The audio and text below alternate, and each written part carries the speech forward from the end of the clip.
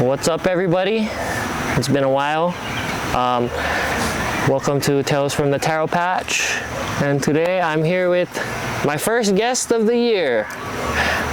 I'll let him introduce himself. Oh, Snizzle, aka Osna, Brother Os, Angry Locals, something like that. Sabara. Mahalo for your time. Hey, bro, mahalo for showing me around the property, bro. It's not often I get to see this being a city boy, you know what I mean? There we go. Yeah. That's what I like to hear. So my first question I like to ask all my guests. Oh, I said your rhyme book right there. Usually, where are you from and how was it for you growing up? From Aliamanu. For people that don't know, I guess the nearest other places by it is Salt Lake, Foster Village. That's like they kind of group those three into one as the area we're in, almost by Aloha Stadium. So I'm sure you guys know where that is, like right up the road. But Aliamanu is like, it's like an untapped hood. You know what I mean? It's like everybody who comes to my house is like, I never even knew this place existed. You know, it's like one of those places. So very old school. Everybody on my street's been there for like 5 generations, you know. It's like everybody know each other. There's a time where like the pandemic happened, yeah. And like me and the boys, we just shut down the neighborhood. We just gotta put a couple cars over here, make sure nobody come in. It's all good. You barely see cops. You know what I mean? If a cop comes, that's because someone specifically called them. Yeah. You know, so growing up, I felt like it was, I don't know how to compare it to other places, but it's just very, you know, local, but old school too. You know, I was talking about earlier how your parents raised you. Yeah, like that's definitely like kids playing in the streets. Real solid sense of community. Yeah. Super solid sense of community. Yeah. That's why I think we rep it hard over there. Cause yeah, you know, if you're playing flag football, you call a car, everybody leave the street. All like that. Everybody's playing outside. You know, not so much anymore. Everybody on the iPads right now. Bruh, this whole generation. Yep. I feel like kids are like born with iPads now. Oh yeah, 100%. It's nuts. Because you can shut them up real fast. Yeah, just watch this. Yeah. There you go, good. Yeah. I see it a little bit in like my nephews and stuff. Like they'll cry for the iPad. Yeah. And I'm just like, bruh, you guys know where you at or what? Oh yeah. We'll play outside. You can't have the iPad when it's dark. Know. See, if my kids had this, kicking them out. Just unplugging the Wi-Fi real quick. Yeah, bro, when I was young, growing up with my cousin, we'd build like ramps to go launch our bikes. We'd always go like adventuring upstream just to go like, bro, one time we found like what I think is like an old Hawaiian settlement, because like, bro, we just followed this stream. We just walked up all the way up into the mountain, and there was this one spot, it was all overgrown, but you could make out like, it was like terraces, like literal walled off terraces. And like as soon as I was in that area, I just felt like, oh, that's what kids supposed to do. Explore. Yeah, find some new stuff. It was like freaking Indiana Jones, you know, when you find like treasure or something. I was like, bruh, like this is like ancient ruins. But yeah, growing up over here was super fun. It was never inside, only until the street lights came on. That's exactly what curfew was, yeah? Street lights come on, you better have your ass back home, bro. Yeah. So can you share a little bit about your ethnicities and what kind of cultural upbringing you had? I'm Hawaiian, Japanese, Chinese, Filipino, Portuguese. I think that's the main ones. Oh, Maori. Saw that. Just did my ancestry.com, so pretty know what I say, you know what I mean? Solid. Well versed in my genealogy. Yeah. If that is even, I don't know. The thing changed all the time, I heard, but yeah, I think, you know, I don't think I had a specific upbringing in like one culture, because I was so mixed. You know. But you know, it's funny because my grandparents are all like full of like whatever it is, you know, like full Chinese grandma, full Filipino grandfather, and then Portuguese, Japanese, all Hawaiian mixed in there. So, well, another cool thing is I actually was talking to my tutu because my friend was telling me about crown lands, and so I traced our ancestry all the way like 500 years ago. Mean. So you guys, were you like looking into acquiring like Kuleana lands? Yeah, or crown lands? yeah. Because nobody else in my family doing them. No, but that's solid, So bro. it's like- and it's like, Yeah. as soon as you find the taproot or the link, Yeah. bruh, that's your guys' ohana, you know? That's what I'm trying to find. And I only did it because my friend was saying, bro, we finding land for like people that get things already on them, man. Yeah. Like one of them is on golf course. Like half of the golf course belongs to one family. So what do you do? And like, do you sue or like you just tell the golf cart? I think in his case specifically, he said he gotta squat. He got to squat until they arrest him. Yeah. And then when they take him to court, then that's when they can open up the case. Yeah. That's, you know. Wow, that's crazy. Yeah. But that's another instant, like the institutions they set in place, like, wow, they don't want you finding your crown lands. You know what I mean? they don't want that. It's like, just like, you know, finding out I was like 10% Maori, I was like, hey, those guys, hey, you can buy land, huh? So I might have to go to New Zealand and see what I can get. But yeah, culturally, yeah, it's everything mixed, you know. I didn't know anything historically. I think history was like the worst subject for me growing up.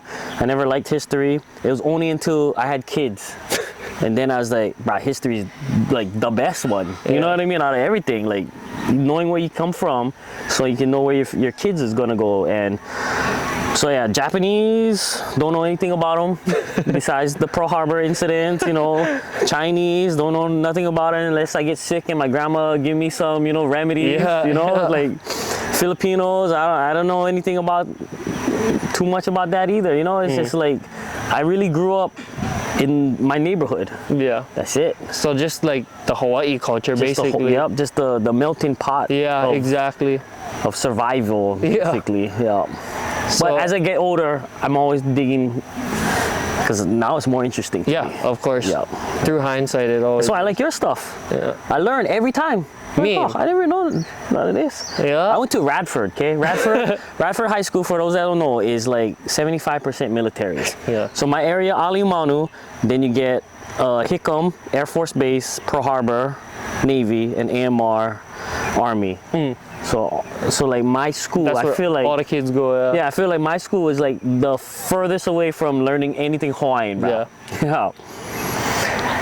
But freaking going back to your mix of ethnicities, I feel like I like to call that the plantation iced tea. Oh, 100%. I'm pretty sure that's where all my grandparents came from. No, literally. Ask anybody in Hawaii what they are. They'll either tell you Hawaiian, Chinese, Japanese, Portuguese, Filipino, Korean. And it goes down in whoever order. came first. Yeah, whoever came in order. First. Yeah.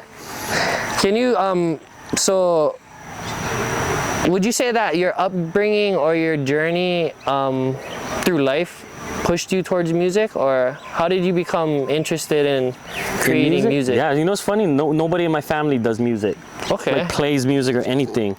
I was literally raised by the streets. Like that's how I see. Like my parents divorced at 2, and I was living with my dad. Okay. And my dad is a workaholic, bro, like 7 to 7 every single day. You know, except like Sunday or whatever. Yeah. So he would work all the time. So how he would raise me was basically put me in sports, put me in activities, or make sure I had friends, or you know, do things. So I never really learned from parents. I learned from other kids in my neighborhood. Yeah. So at that time, maybe elementary, everybody's into breakdancing. You know, so that was like a big thing in my neighborhood.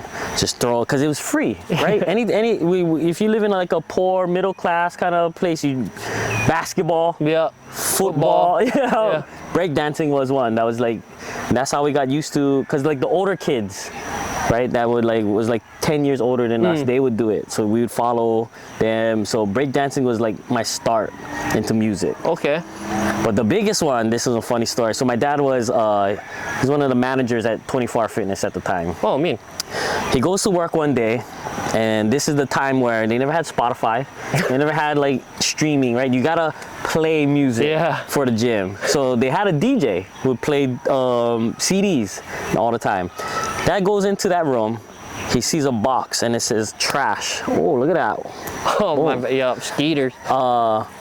And the guy was, my dad's like, "What, you guys just gonna throw all of this away?"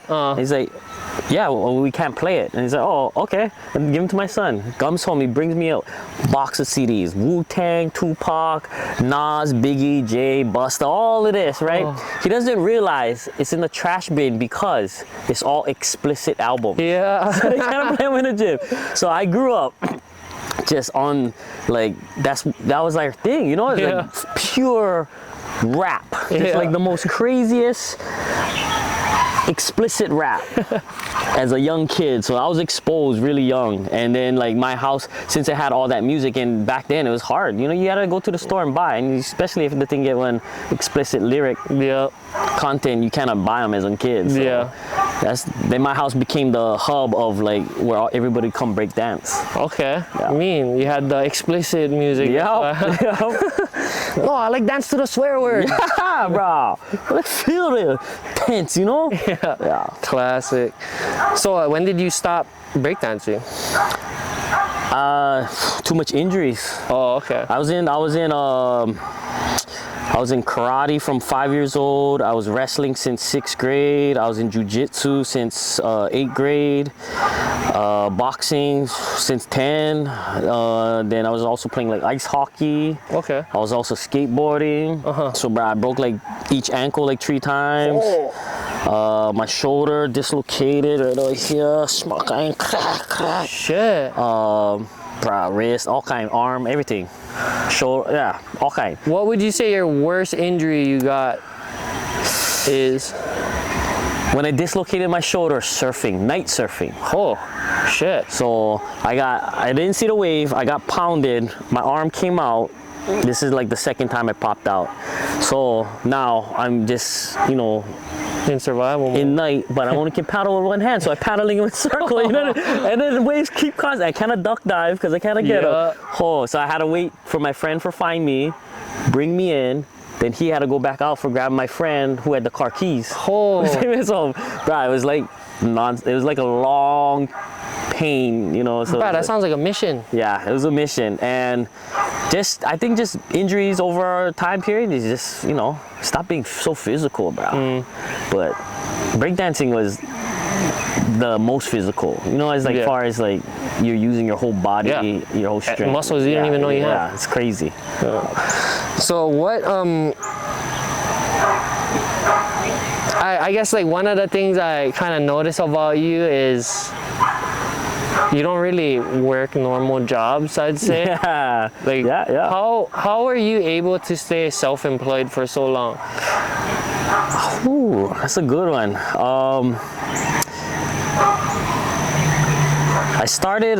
didn't even start doing music until after high school.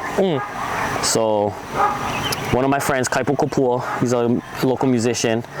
We used to skate together. One day at the skate park, he gives me a CD, I'm bumping it. And I was like, oh, this is like legit. I thought it was like gonna be some, you know, generic quality bad stuff, but it was like good. So I hit him up, I was like, yo, how did you do this? He's like, oh, in school we could get one studio. I was like, in school? Oh, yes, it was recording studio. I was like, oh, okay. And then that's what got me started on music, knowing that it was possible. Because my whole thoughts process was like, oh, you gotta be like Dr. Dre, Snoop Dogg in a big time studio. So I never even crossed my mind. So when I knew kids in my neighborhood do it, that's when I got started. So it took me about, this is like 2004-ish to like, and then 2007, it's kind of just when I was messing around with just the kids. 2007 to 2011, I worked at Pizza Hut. So that was my last real job. So 2011. But during Pizza Hut, since I couldn't, I was a delivery driver, but since I couldn't write and drive at the same time, I would just get this new technique of learning how to remember my rhymes. Okay. So like every time I'm just driving around, I'm just freestyling. Oh, okay. You know what I mean? Yeah. And I'll play beats, whatever. So the night before, I make a lot of beats, go to my shift, play them, and then I can make songs like that. And repetition. Repetition. And that's what gave me like, I guess a better edge when it came to the freestyle battles. Okay. Because then I could I could store a lot of rhymes. You So already had stuff all in it would do is like out rap everybody Okay. basically. Like guys can do like a minute, you know, but I can do like 10. Yeah, So it's like you lose, bro. Like I don't care, you lose. But from that, I started DJing, and then that it was funny because nobody knew me as a DJ. They always knew me as the battle rapper, but I would get gigs because they liked me as a battle rapper. Okay. So it was like using one skill set and making sure you have like other avenues to apply them. You can't, to me, you can't survive, especially here, off of one talent. Yeah, you know, for sure. So even like these big reggae artists I know that get played every single day on the radio for years, still got to get regular job. Yeah. You know, because like they're only relying on that, you know, singing. Yeah. You know. Yeah. Whereas I don't like see a Rebel Soldiers, the Green, Maoli every single week. Yeah. I mean, so these guys gotta pick and choose how often they perform. Yep. You know, so Like supply and demand. yeah.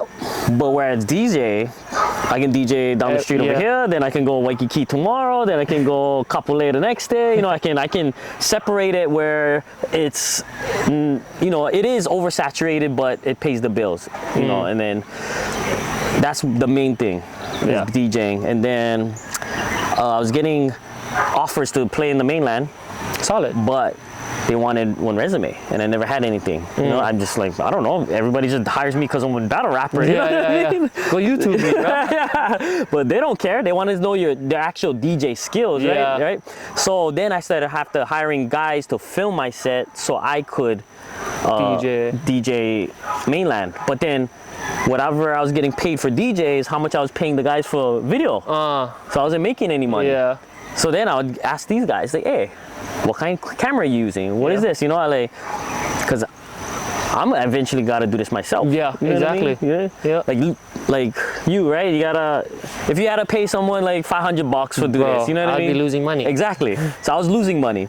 So I finally got into videography from that. Okay. Then I use my connects from DJing, knowing all the promoters, knowing all the venues. Hey, you get Diplo coming in, or you get Steve Aoki coming in. Hey, let me film it. No, and back into these days too, nobody was filming stuff. Yeah. You know what I mean? They weren't doing video recaps, and this is back when Instagram only had pictures. Yeah. You know, so it was like really brand new, and I got into videography, so that's like another avenue now I make. Okay. So sometimes if I don't DJ, I find like some way for go film something. Yeah. You know, solid. A concert or music video. Yeah.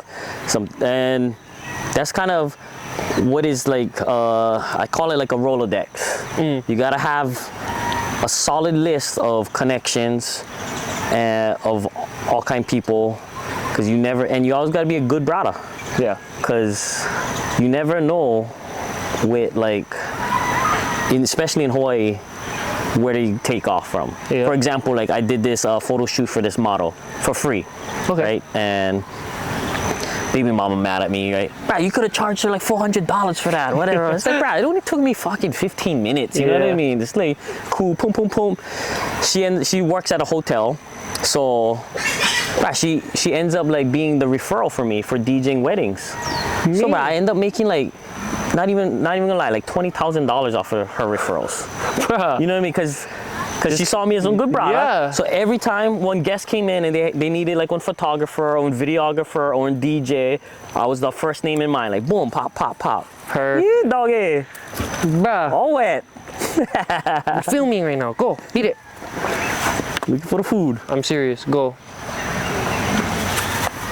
Sorry. Well, no, yeah, that's what you gotta do. You gotta just stay connected, and make sure you just not be a user too. Yeah. You know what I mean? You gotta offer up something. So that's my thing. I always make sure that it's always a win-win situation. Everybody's For all parties involved. all parties involved is, you know, going home with something. Yeah. So yeah, since 2011, I never worked a regular job, Solid. but it's a hustle. Yeah. Definitely a hustle. That was gonna be my next question. Yeah. So what would you consider to be one of your first hustles? My first hustle was rap for sure. Okay. I was rapping. I was making albums. I was doing like 4 albums a year, kind of. Oh. I was cooking. Yeah. Because that's all I could do, you know. So, just pre-kids, you know what I mean. Yeah. You had all the time in the world. You just gotta work studio. That's it. So I'd go to like all the big concerts. I remember one being like 3-6 Mafia or whatever, and at Pipeline, and I'm just giving out my CDs. Yeah. So I'm just giving them away just so everybody would know me. Right.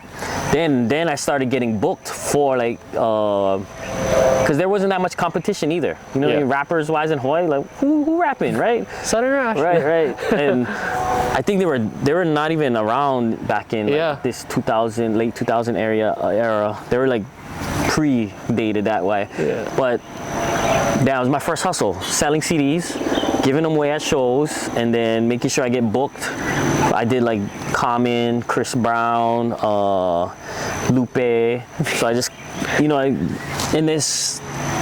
there's only really like 5 promoters on the island. Yeah. If you're good with those guys, you can get all the gigs. Yeah. You know, and that's what a lot of rappers around that time, even still today, is like, oh, how come that person always get the show? You know, it's like, bro, you're sitting in your house, you're not doing nothing. I played outside growing up as a kid. Yeah. So as an adult, I go outside. And when I go outside, I shake hands, I meet people, and that's how you get it. But like, the iPad generation, bro, they're not gonna get any gigs. But that was the first hustle. Post on their story, oh, hire me. Nah. Yeah. Nobody paying attention, bro. So you spoke a little bit about it, kind of already touched up, but how has your perspective on life shifted after becoming a father? Oh, big time. You know, I didn't even think about life. Every day was just day to day. It was like, whatever, future, whatever. I think because I was athletic growing up and injured and went through so much physical pain, I didn't really think of like, I thought I could handle whatever came my way. You know what I mean? Like my threshold of whatever I went through prior is like, easy, whatever. And if I die, I die, whatever. Then good, all the pain gone. But when I had kids, then you realize, oh, okay, now it's not about you. You know, it's like, now I cannot do stupid stuff. I cannot go to jail. I cannot die. I cannot, you know, so much life is dependent on the choices I make now, right? So that's another thing too, is now I gotta choose what jobs I take, who I work with, you know, separating myself from bad people, keeping my circle different, and then also like aligning myself with other people who get kids. Yeah. You know? Exactly. So my kids can play with your kids. Yeah. But that's definitely a game changer. Just takes your ego out the picture. You know, when you care for somebody else. Yeah. Now you're thinking about their future. Yeah. You know? As opposed to just like what I guess selfish pleasures you indulge in. Yeah. There's a lot of sacrifice. Yeah. For sure. Yeah. So what do you think is one of the hardest things about being a musician in Hawaii? Okay, number one is finances. So just think of music as a business, and no business survives if you know more funding, right? And so in the music industry, if me and you were gonna make a song right now, we get 50-50 writing credits. If you wrote your stuff, I wrote my stuff. But that's only 50 of a 50, because the other half goes to a producer. So you get the producer and the writer. Okay?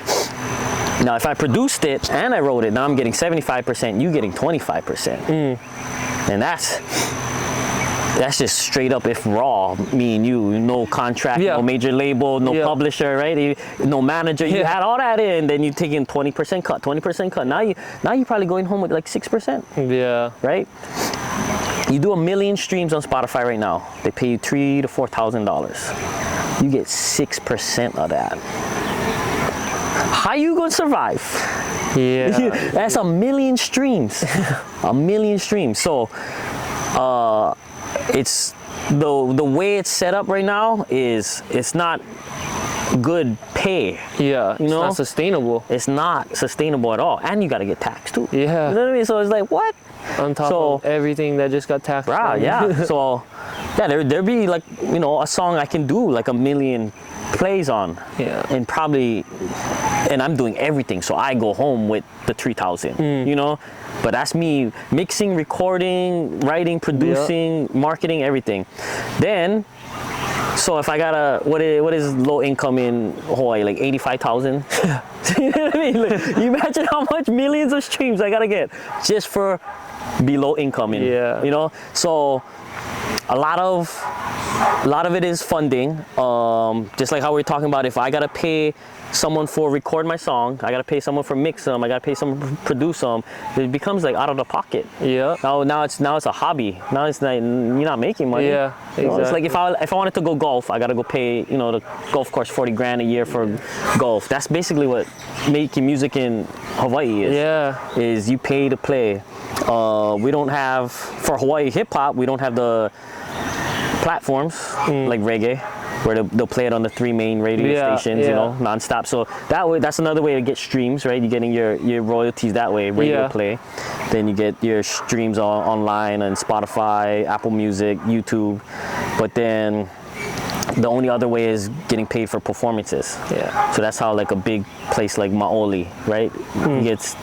He gets this like semi-hate for doing covers. Yeah. Right? You're not making money off the covers. Yeah. But those covers are making him popular enough to make money at his shows. Yeah. You know what I mean? I just saw it doing one at the Blaisdell. Yeah, everybody's posting about it. They're all stoked to be going. See? So it's like that's the other side where you make money, where you don't have to cut so much other people into it on you know, so but how often can you do that? Yeah. You know, it's a hard hustle. And this is not even just here. This is like worldwide. Yeah. Like making music, making money off of music, that's not the goal. Yeah. Everybody who becomes famous off of music branches off and uses that fame to go into different business ventures. Right? Exactly. So Jay-Z does like 40/40 Club. Yeah, he's a billionaire, not even from music. No, like half of his revenue is from alcohol. Yeah. You know? Yeah. Same with Rihanna.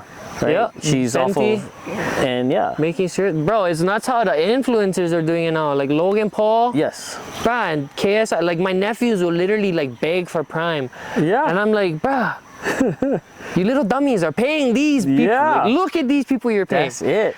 And That's what it is. Bruh, they eat it all up. So like like I said, I used my battle rap, made $0. Yeah. You know? But I used that to get me DJ gigs that pay. You know? Because in the DJ world, they just pay the same rate no matter who it is. Yeah. So why gonna take that guy when I can get this guy? He's a little bit more cooler, you know what I mean? So I use my cool points for get gigs. Yeah, for sure. Music is hard, bro. Don't do it, guys. Yeah. Only if you love it. Don't do it for the money. This guy. Oh, yeah. On to my next page already, bro. Oh. So you're a part of, I guess, founder of Angry Local, part of. Yeah, it was just a group. Yep. So you're part of Angry Locals. They're a Hama group of like 4 MCs, is it? Yep. 4 MCs from Hawaii. Yeah. And they all have bars. Bars. If you guys don't know. What was one of your Locals. most memorable performances with the Angry Locals? So many. There was one, okay. I think the biggest show we did at the time was the Pure Aloha Festival in Vegas. Oh, shit. So we got invited to that. And it was like, prior to that, I don't know if any rappers really performed on that stage. It was pretty much island reggae. Yeah. So we did we used to do this freestyle thing, right? Okay. So I think this is the year where the Green was the headliner. Oh. And it's packed. It's like, I don't know, 4,000 or 5,000 people in there. Yeah. And we just, we're telling the crowd, hey, hold up an item, right? So, you know, someone get one cup, one wallet, keys, or whatever, and then we just freestyling, straight up, boom, boom, boom, and you just see the crowd like, yeah, you know what I mean? Because it's rare you see, you know, that a skill set like that, especially at an island reggae. It's like they're part of the show. Yep. They're interacting with the freaking performer. You know what I mean? Like, that's probably the best part for them. So that was like one of the first ones where I kind of felt like, oh, okay, we can do this. Solid. Big time. So how do you balance all of the different aspects of your life with like work, music, family? Time management. Super, always look at it as a 24-hour day. And even if you slept 8 hours, which is overkill if you ask me, unless you're single or whatever, do whatever. But like as a, you know, as a dad, like you're not getting 8 hours. But even if you did 8 hours, that means you got 16 hours to do something else. You know what I mean? So I'm like, okay, if I spend 8 hours at work, still get 8 hours left. Yeah. Bro, I can do so much in 8 hours. I can make a whole song in 2 hours. Yeah. That's how efficient I am. It's about efficiency. This ride here is 30 minutes. You know what I was doing on this ride? Playing beats and trying to freestyle. Now I get, you know, notes full of rhymes already. So when I 30 minutes back to my studio, that's an hour already. Yeah. Right? Of me actually repetition of my bars. Yeah.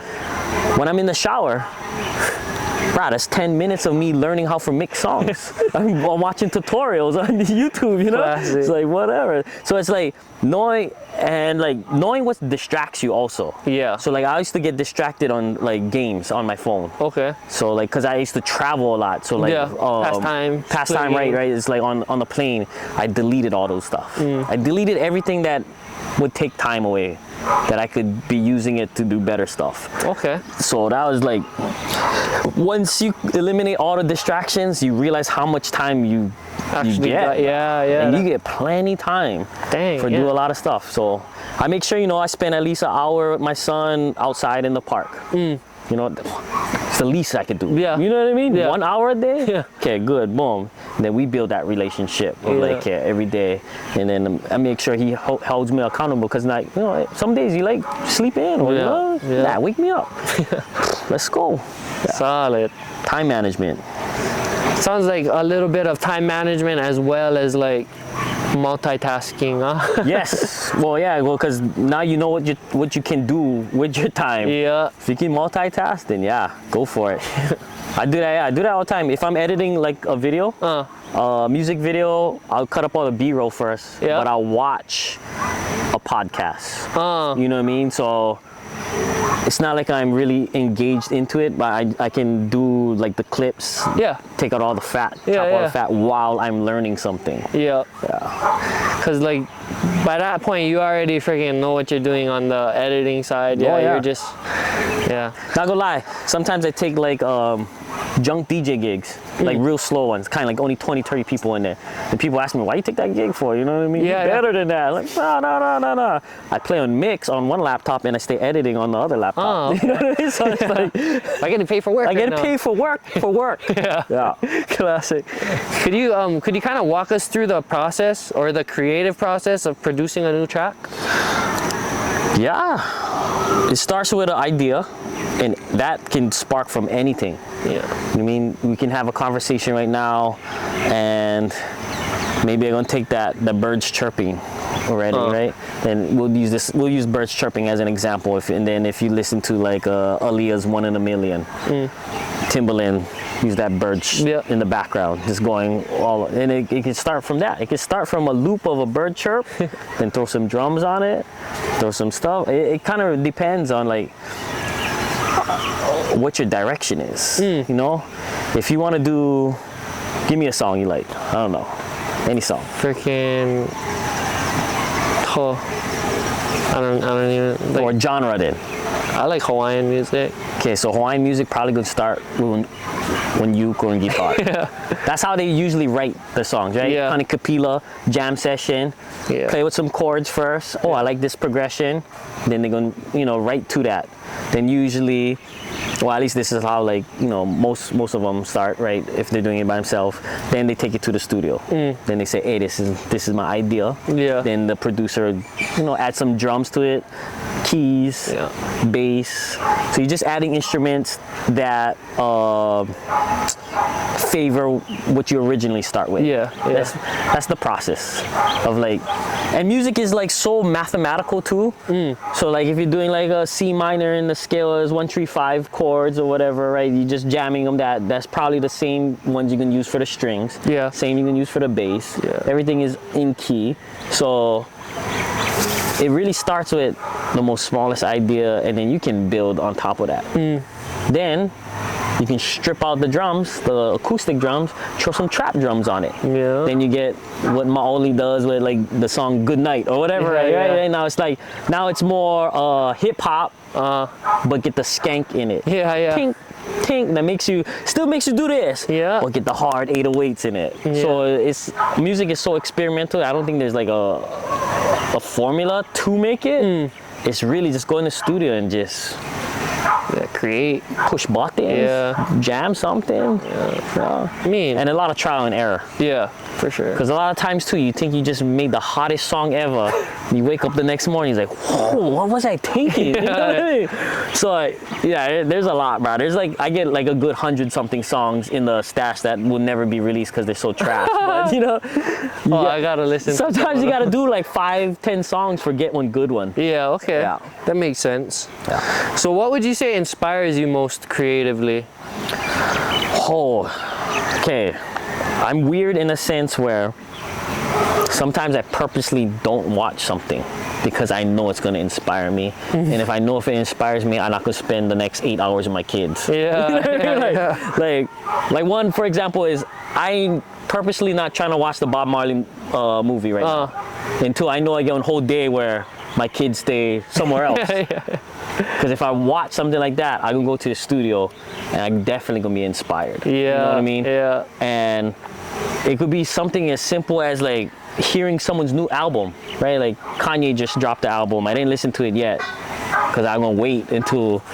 Yeah. I like to capture the inspiration as it is. Yeah. I don't want to listen to something now and then go to the studio on Wednesday. You know, it's gone already. Yeah. I like act on it while I'm excited about it. Yeah. So almost anything really, a movie. It could be like, I can watch a whole TV series and one quote can make me spark an entire song. It's like, oh, that quote hit me good. Boom. I mean, Angry Locals, we just did a freestyle. Every Friday we're on the radio, 93.1.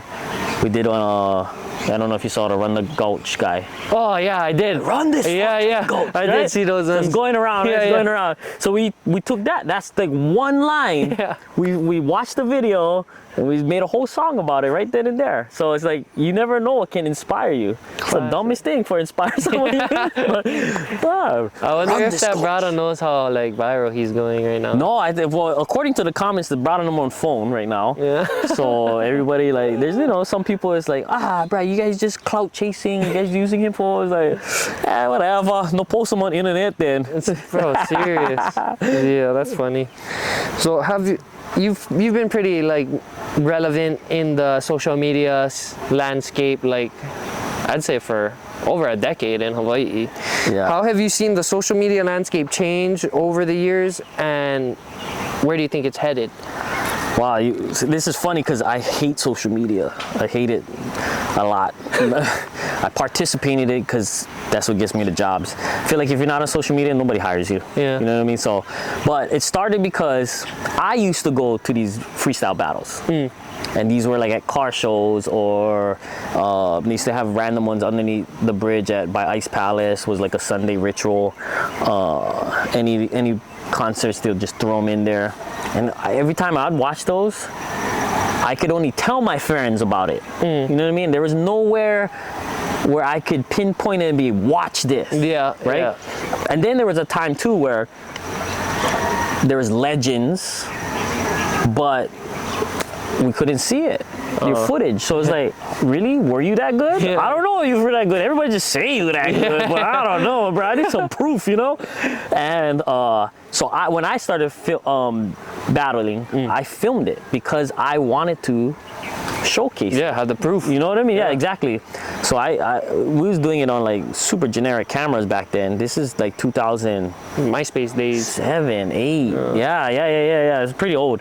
So that made me like the most popular battle rap in Hawaii, only because you could go on YouTube and see it. Yeah, You for know, sure. and that made all the older Hawaii battle rappers mad.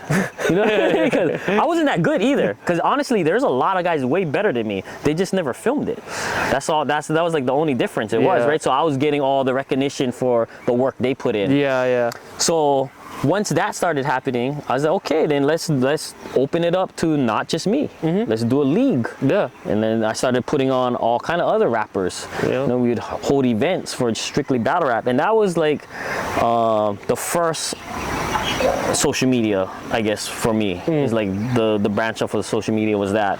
And then I was always on Stupid Brada, so then you mix up with the kind of like Jackass kind of videos or like that, right? And then those go viral, and then DJing in the club, bro. You go to the club, you can see all kind of drunk action. You know what I mean?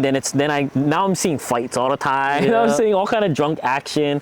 So now those are going viral. Yeah. So the social media side, but it's like trendy.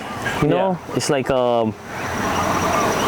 not too much originality. I think that's why I get what I get as far as recognition is because how much other rappers you know in Hawaii, right? It's not that much, especially on a social media presence, right? Yeah. So when I do, I think like one of them that got popular was my battle against Daylight. I was doing a Hawaiian history battle. Yeah. Because his battle towards me was, why we battling each other, we should battle the white guy who suppressed both of our kinds.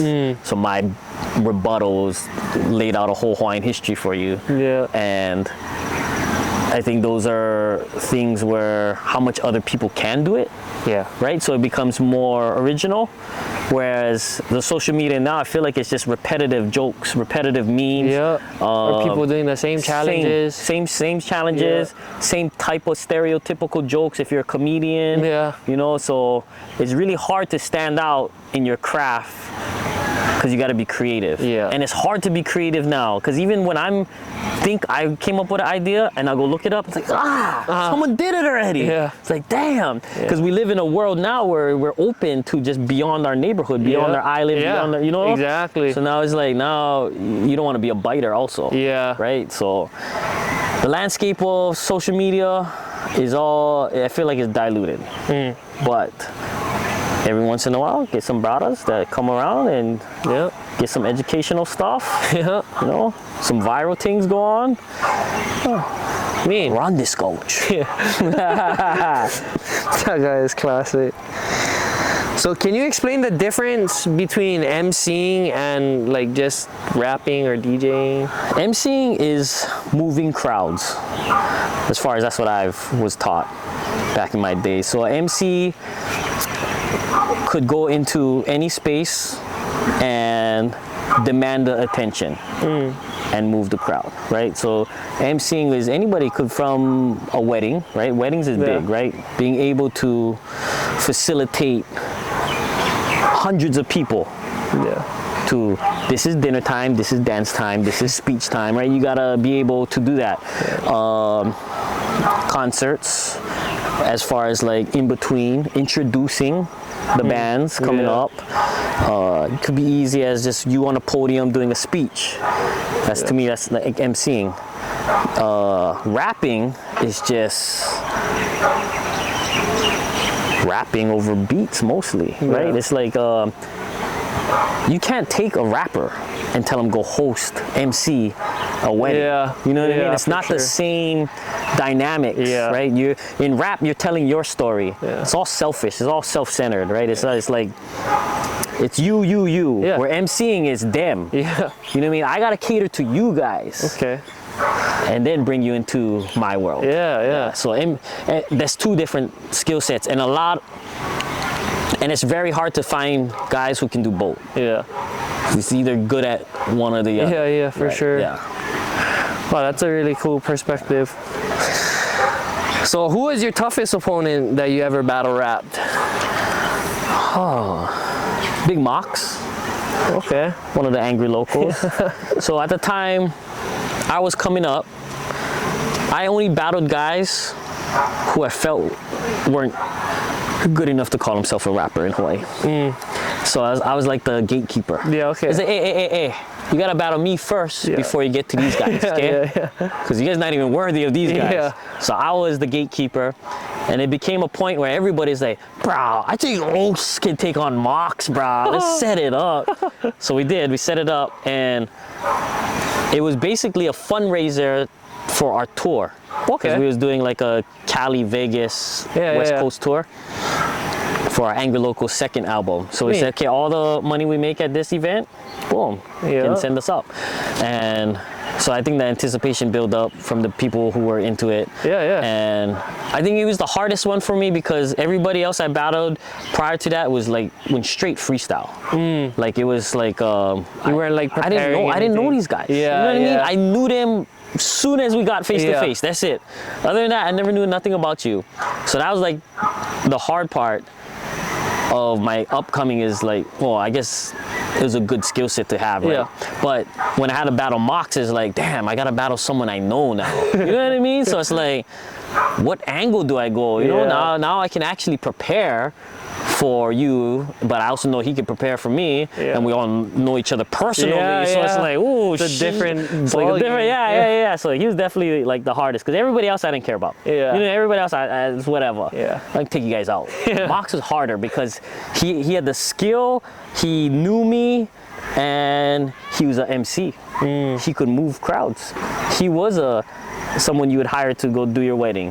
He was a guy who used to just freestyle on Waikiki Corner all the time. Just like his skill set was so fine at like battle rapping, freestyling in general. It's like he's hard to beat because he also heard everything that you're gonna say against him. So he really has rebuttals. You cannot tell him fat jokes. He knows everything for flip. You know. So yeah, he was a hard one. That's funny, bro. But you know, if your own homies, iron sharpen iron though. You know, that's what makes us like a good group, Angry Locals wise, because we were 4 MCs who like really go at each other. You know, and we were really competitive. But in a good way, like you guys bring I'm not gonna out let the you best. out-rap me. Yeah. Killer. So who are some artists that you'd place on your Mount Rushmore of rap? I think, what is that, like top 5? Okay. Well, Mount Rushmore is only 4, but okay, Jay-Z. That's my one. Mostly your favorites is gonna come from high school, college years. That's what they say. That's just like nostalgia.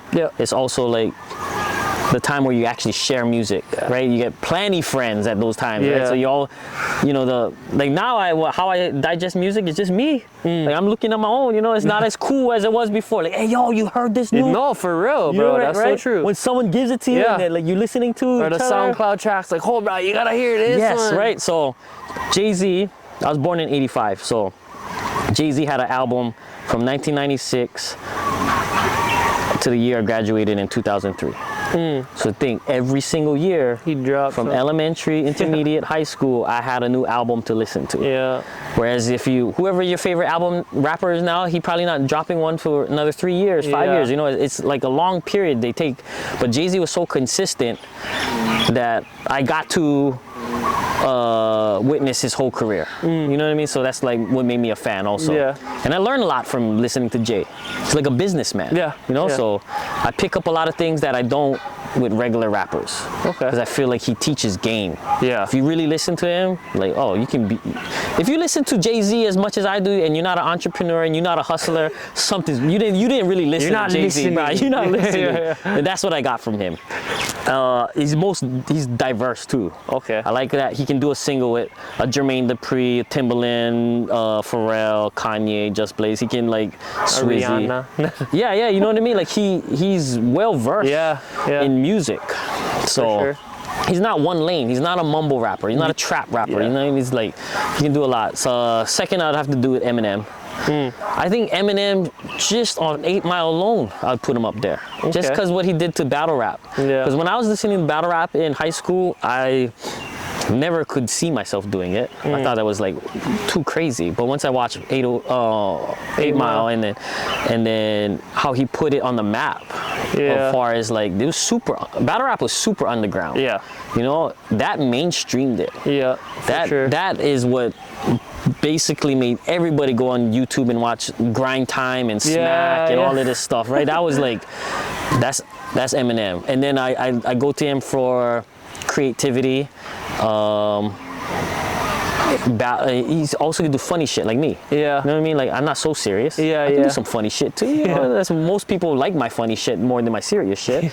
But you know, like Eminem can do like "Hi, my name is," and then a stand record, right? It's like, damn, that came from one person. Yeah. You know, so I like Eminem in that sense. He just like himself, you know, and he had to go against the grain. He's the white rapper. Yeah. You know, everybody's like in Detroit too. Like, yeah, it's not. Yeah. So he had to earn his respect with skills. Yeah. He couldn't just get away with gimmicks. You know what I mean? Like, you got to earn it. Yeah. And he did it the hard way. So yeah, Eminem's 2. I put Kanye 3. Bro, dang.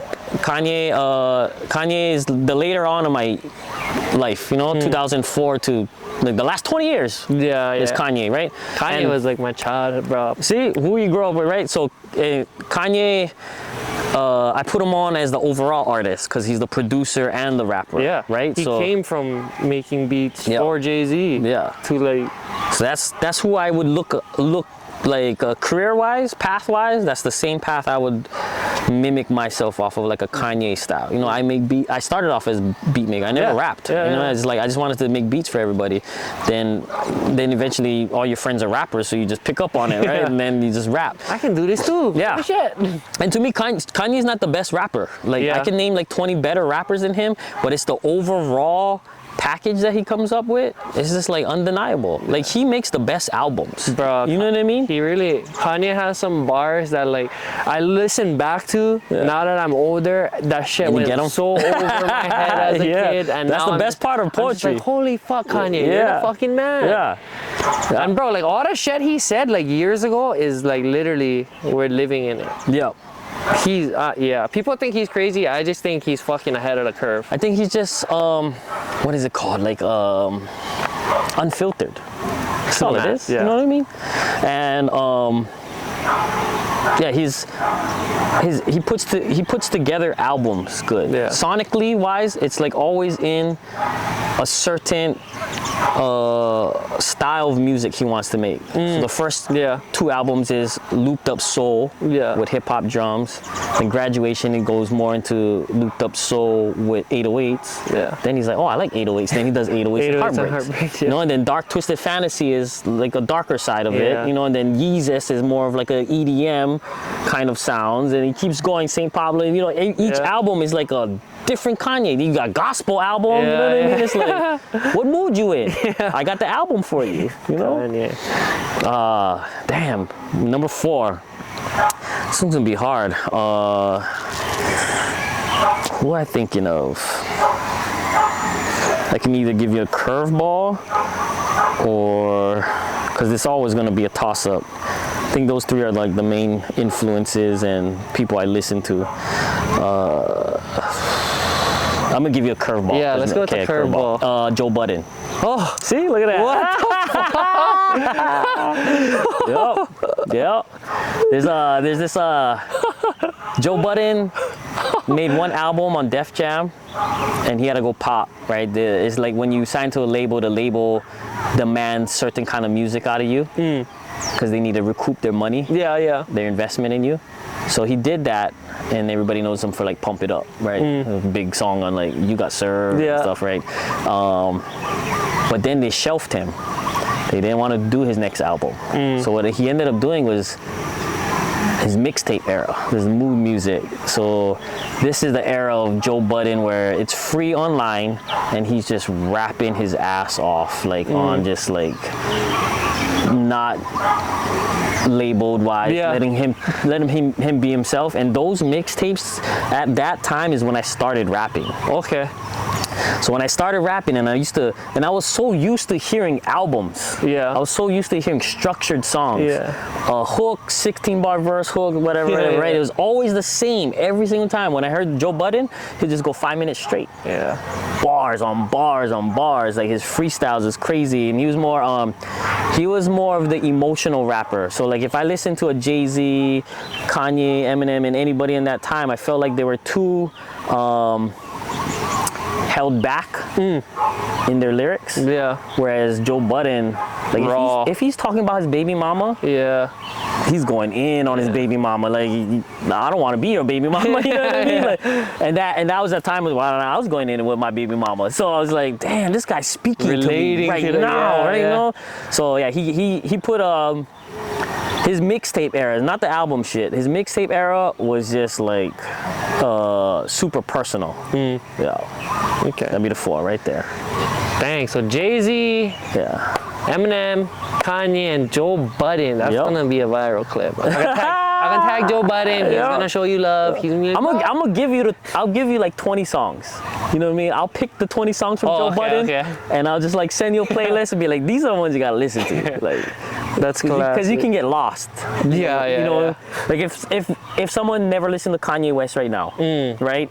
It's like you can't just let them go randomly listen to Kanye songs. Like, no, let me put you on first, right? That's true. They may pick the first 5 songs, like, Yeah, what the fuck is this? yeah. So, can you share a memorable story in your life that changed your perspective? I guess, like, on life? On life.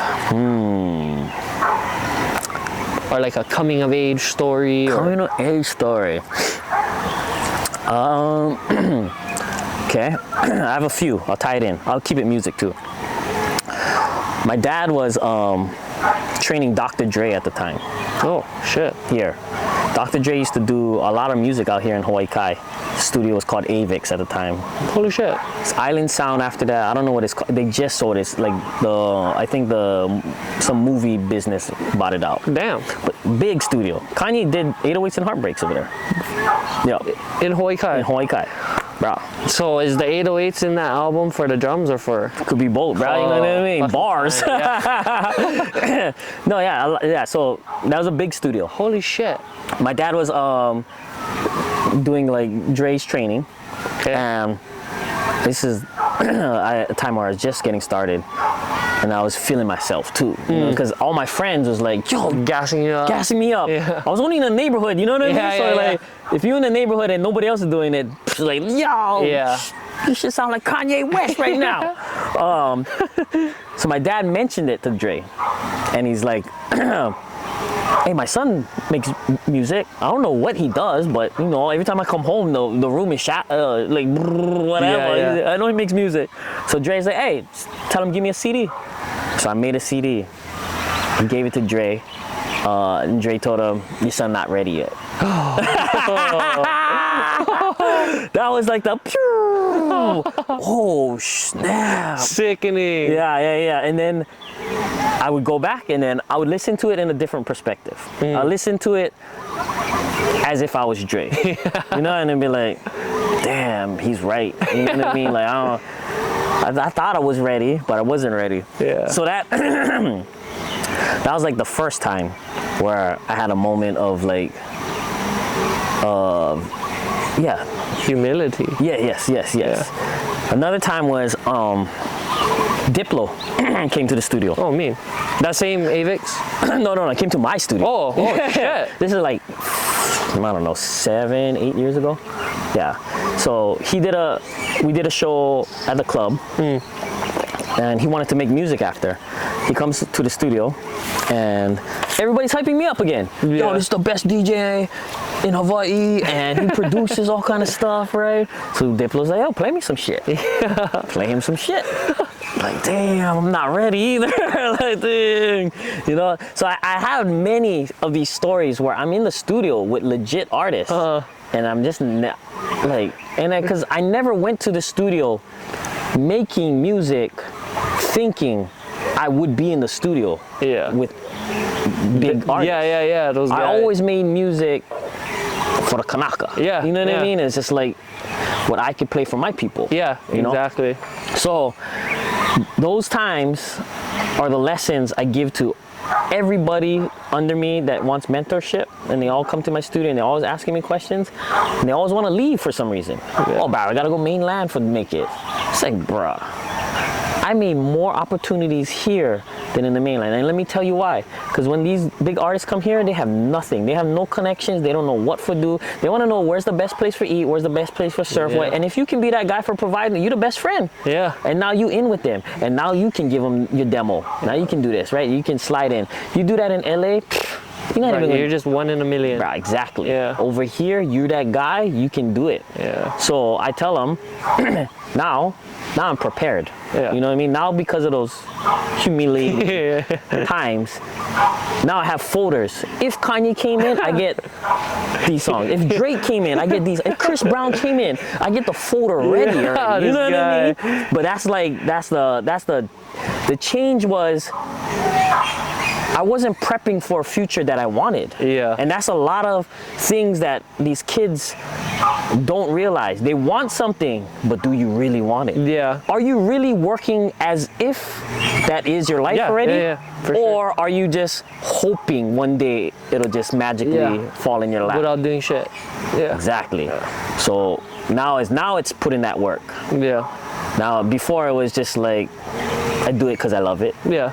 Yeah, but now it's like, damn, I'm actually at a point in my life where I could probably, produce some big records. Yeah, it could. And it's funny because people will send me songs of beats I've made that are on people's albums now. Oh, You know what I mean? yeah. Like 2 Drake albums ago, the same beat I made 10 years ago. Holy shit, huh? Nas album with Hit Boy.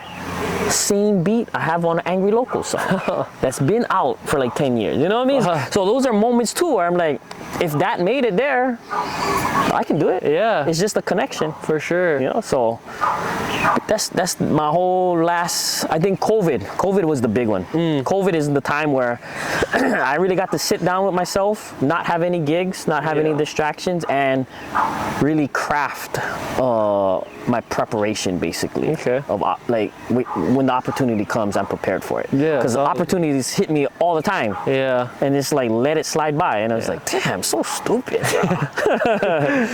So dumb. I was a young kid and I could rebound. It's like, Yeah. you know what I mean? I could have been in the game long time already. That story with Dr. Dre is class. That's why he's not on your Mount Rushmore. Nah. He don't got enough. He put out an album like every 7 years or whatever. But Kanye, I watched the Kanye documentary, the early one. And that was another one where it made me realize this dude was working as if he was already the Kanye we know today. Yeah, that's what I meant when he was like ahead of his time. Yeah, like. and that's like the goal of what I think everybody should do in any discipline. You know what I mean? If you want to be a UFC fighter, train like you're already in the UFC. Yeah. Bang them. Cause these little Oh, they escape. runaways. You're free. Go run. They're listening in. Bruh, pigs are honestly so smart and so like, bruh, that's why I get so like sad down there. I'm just like, fuck. I feel too bad. They're on them. Yup. Look at them, bro. They're just chilling. Who's your top 4? Let me get your top 4. In rap? Yeah, in rap. Freaking well, I'm a different generation. Yeah. I like Kanye. Probably Eminem too. Frick, I gotta put Drake on there, bro. 100%. That's your generation. Bruh, 1000%. Like literally since I was a kid till now, he's still at the top of the charts. Yep. Not. And probably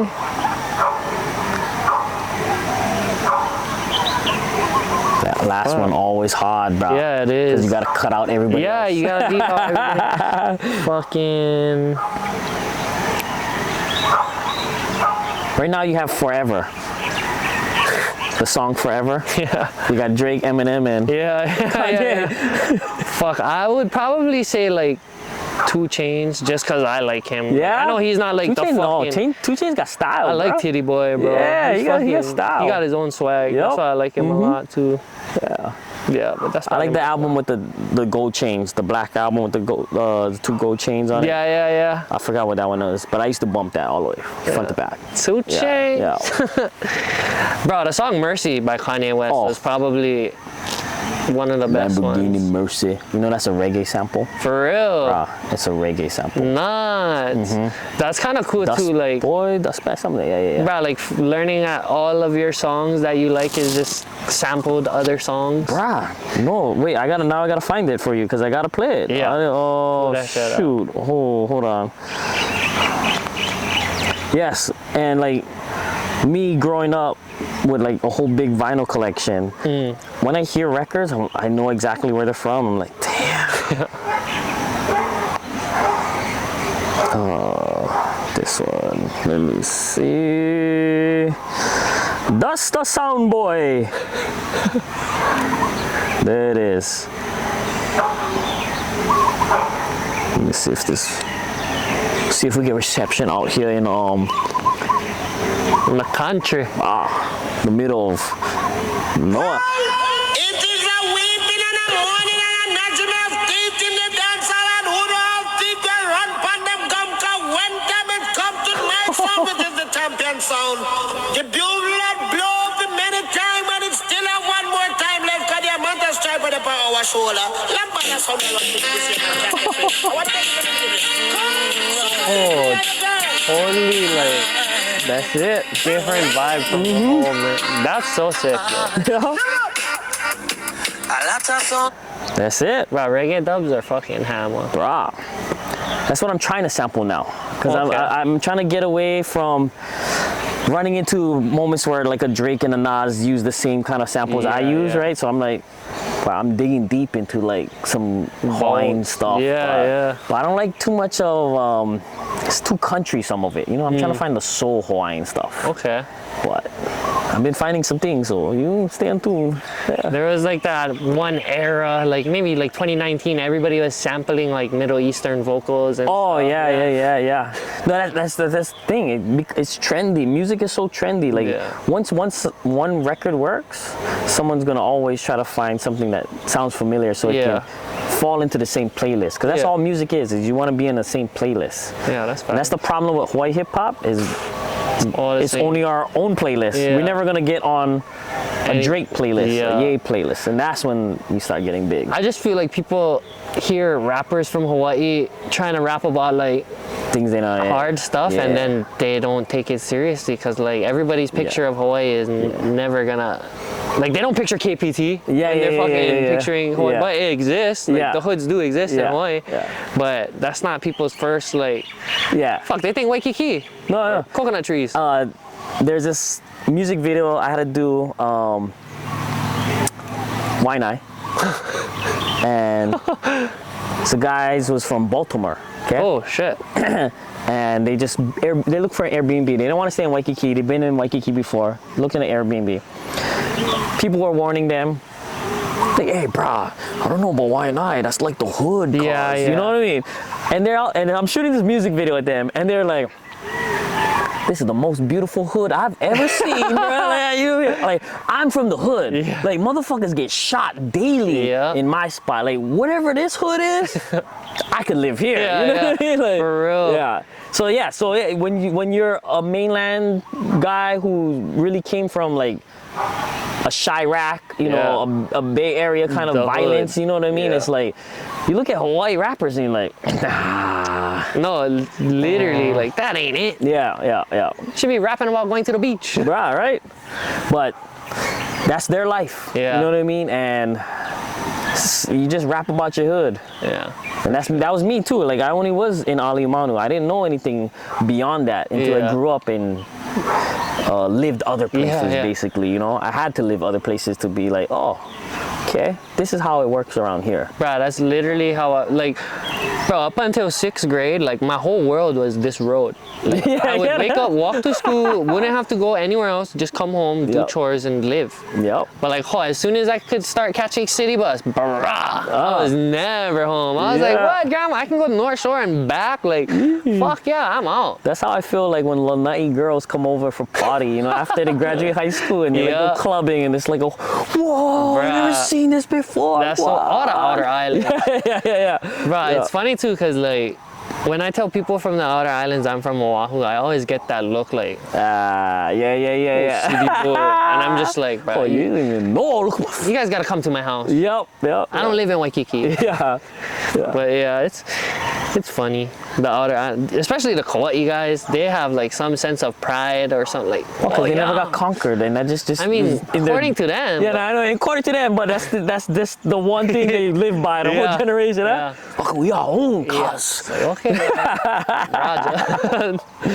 Or bro, I went up to Kauai for my family reunion, and then my family has like the salt beds, in Hanapepe, and we all went one day, and then one of my aunties was like, "Oh, you gonna get dirty or what today, Oahu boy?" Wow. And I was just like, "Oh, just because you said that, I'm just gonna stay on the side now and record." Yeah. I'll be the Oahu boy. Yeah. Classic. So what are some of your other hobbies outside of music that you like to put time into? That's just whatever my kids is into. Okay. You know, so it's like anime. Yeah, I just mostly sports. Oh, me. You know, like throw catch with the boy, basketball, beach. Yep.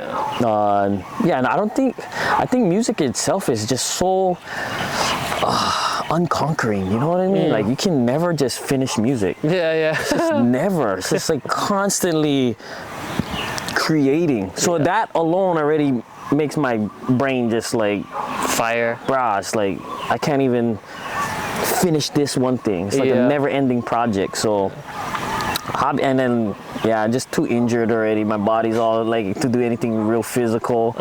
So I don't play games. I don't have like any like PlayStations or Xboxes. I feel like making beats is like games. Yeah. There was actually a MTV music generator on PlayStation 2. I used to make beats on that. Oh, that's killer. But I guarantee you have like a emulator for that game on PC. Probably, so I would take a CD, upload them into the PlayStation, take my song I wanted, and then I could sample it. I could pick up spots, and then I can add drums into it. Then I could export it onto a CD. That's big. I remember the PlayStation 1, whenever you'd put like CDs in for listening music, you'd always have like the cool graphics that would come up. Bro, that used to be like my games. I would just put on my freaking brother's like D12 CD. Fucking listen to my band. My favorite track. Whoa, my band. And just watch the fucking, I don't even know what it is, but the kinetic sculptures move. That shit was fun. I grew up on Big Island a little bit too, so like everything over there is a little bit like later. So like 2010 over there was still kind of like 2000s. Like they still rocking Echo Unlimited and K-Swiss. So. The trends just go a little bit, just moves down the Hawaiian chain. For real. So what are some of the biggest challenges you face? How did you overcome it? And what did you take away from it? Biggest challenges I face. Whoa, in what aspect?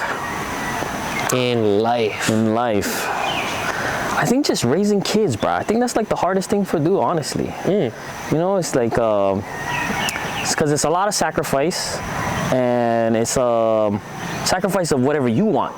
You know what I mean? Like, let's say I wanted to become a DJ, which I know I could, like, as far as like a bigger DJ, right? And that it did cross my mind, like, for me to be a bigger DJ, I'm very limited to what I can accomplish here in Hawaii, you know, because you only have a certain amount of clubs, and those clubs only can hold a certain amount of people. So I only can get paid a certain amount of money. Right? If I wanted to go to Vegas and be a DJ, right?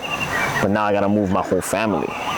Right? So that's my sacrifice. Right? So like, I cannot I can't accomplish my goal because I don't like raising my daughter in Vegas. Yeah. You know what I mean? I see billboards, oh, you just graduated high school, come join the strip club. Like, whoa, whoa, whoa, whoa, whoa, whoa. You know what I mean? Amber alerts Yeah. every freaking 10 minutes. You know, I love it here. This is my home. So, and then it's just like, they're still in a learning process. So you always got to dumb it down.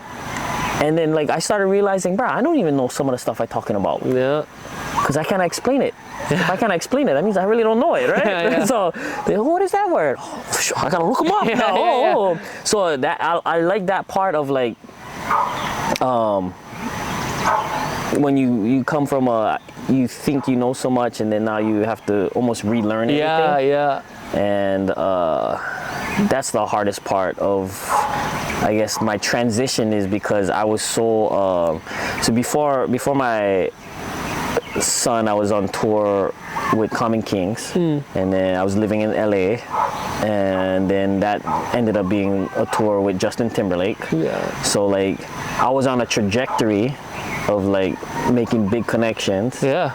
And I could have got somewhere, right? But then it's like, that's not worth it.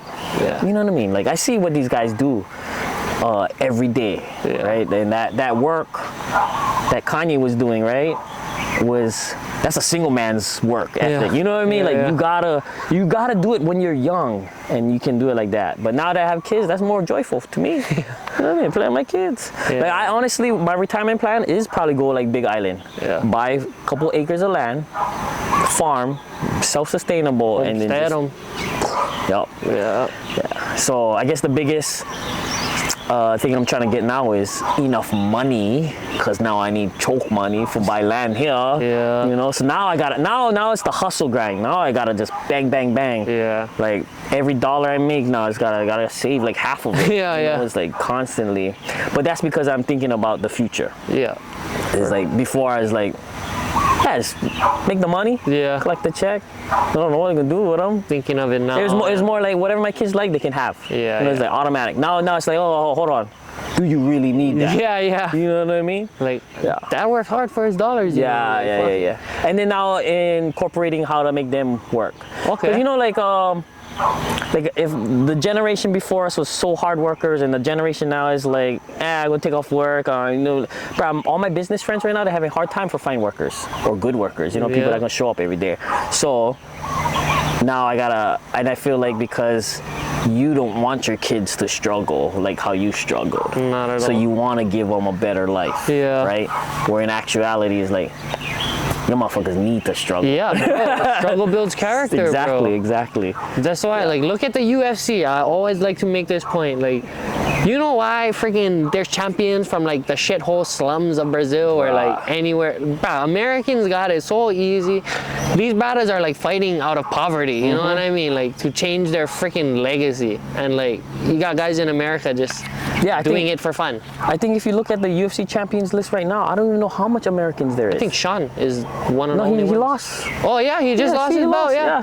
Fuck. And John Jones is he's not on right now. Yeah, he's not even competing. Well, you get Tom then. Okay, yeah, you probably get one. I don't know the stats right now as of today, but I'm pretty sure it's only like 1 or 2 Americans out of that whole list. But the environment has a lot to do with how you're gonna turn out. So now I make my kids struggle on purpose. Or it's just they don't always need the easy way out. Like I don't know. I feel like failure is a good lesson. And not necessarily failure, but like, fuck, I'm glad my papa made me like weed whack everything if I wanted to go play. Bro, you know what I mean? Imagine weed whacking this. You guys can't even see how big this fucking place costs, but I would not imagine. But bro, he taught me at a young age that nothing in life is free. You're gonna have to earn anything you want, and if it is free, then somebody else earned it for you. You never even somebody's still working for that. Do you even want it? Yeah, for real. But I guess that this generation, everything is just handed to them. You know I guess that's why I like music too. Cause it's hard. You know? For sure. Cause imagine you go in the studio right now and you write whatever's in your heart and you put it out, and the first thing that people are gonna do is criticize it. You know what I mean? Yeah. You work so hard to do that, and the first thing the whole entire public's gonna do is like, Pick it apart. trash, Yeah. shitty, oh, he said this wrong, oh, this don't even make sense, blah, blah, blah, whatever, right? So it's like discouraging. Yeah. So to like get somewhere in music is like, I feel like it's hard. So that's why I keep pushing at it. It's like, okay, because every time I do something, I know I can do it better. Yeah. I can do a better song, so it keeps me on my toes. Yeah, that's a good mindset. Yeah. So, one thing I like to ask all of my guests, what does aloha mean to you? Ooh.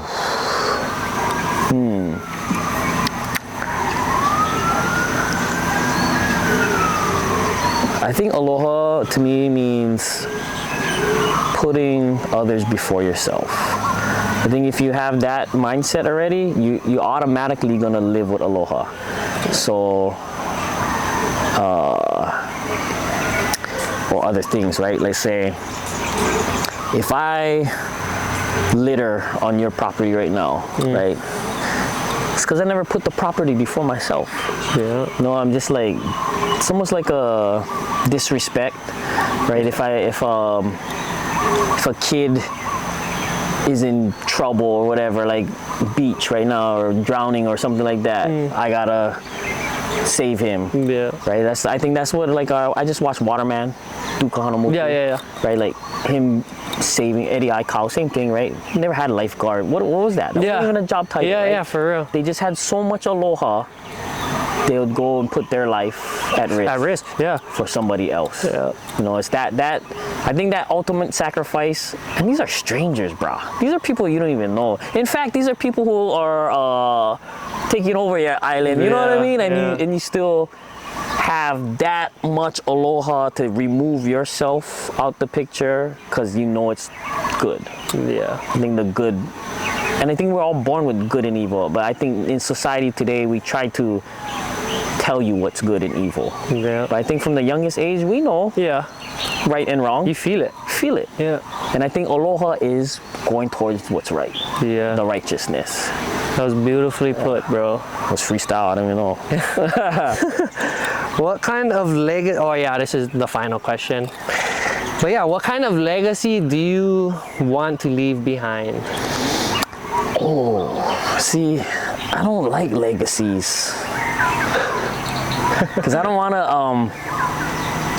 want to live my life in pursuit of leaving something behind. Like I guess if it was legacy, it would be family, right? Family is like a different extension of yourself. Yeah. So since I already own family, I feel like I already fulfilled my legacy. Yeah. Right, as far as that part. But like career-wise, I was never ambitious to like, I gotta be the best rapper, the best DJ, whatever it is, right? To like, so my dad is Ray Ronquillo, Stingray. He was one of the biggest bodybuilders out of Hawaii. Yeah. So now he has his own competition, Yeah. the Stingray Yeah, competition, Aloha Muscle competition. And to me, that was like a legacy, right? Yeah. Like, my dad was such a big figure Hammer. in that. Fuck, where this thing? Where am I? Where your muscle stay? Cuz? Where your muscle stay? But I don't think him either. I think my family's just never been like a really ambitious as far as, I think they're more responsible. I think their instill in kids is more of take care of your family. Yeah. I think it's always more family first. Everything else gonna fall into place after that. Yeah. But I am competitive, so I don't hear anybody claiming they're the best at whatever, because if they did, then maybe I'll jump out and, you know, showcase small kind. That's that. Yeah, that's that. But I think my legacy is just going to be whatever it is. Whatever I do and whatever people take out of it. And I think I've been doing a small kind good job from now, you know. Yeah, hopefully get some more years in it where I can just create. And you know what's crazy is I think like this past year is when I felt the most to do something. But it wasn't for like a legacy. It's just like, I don't know, hunger. Yeah. Yeah, hunger for some reason. I mean, I think because my son like rapping too. That's why. oh, So solid. Battle him. Yeah, I battle him all the time, bro. Oh, he's gonna fucking be lighting kids up, bro. You can go to school, you can be getting calls from the principal. Oh, you know what your son is saying to his classmates? Yeah, I taught him that. Yeah, I think that's what it is. It's like whatever my kids do, that's what I like do. And if they like do that, then. But you like do something I'm good at, then. Oh, okay, we gonna do that then. That's classic, bro. Beautiful too, bro. But yeah, freaking, I just want to mahalo you for coming all the way out here and your time and your mana'o and your energy and just everything. Had a great conversation. Hopefully the audience takes a lot away from it. Yeah. And yeah. Well, I'm just gonna run away with a couple patches. The bed of my truck stay empty. I mean, but yes,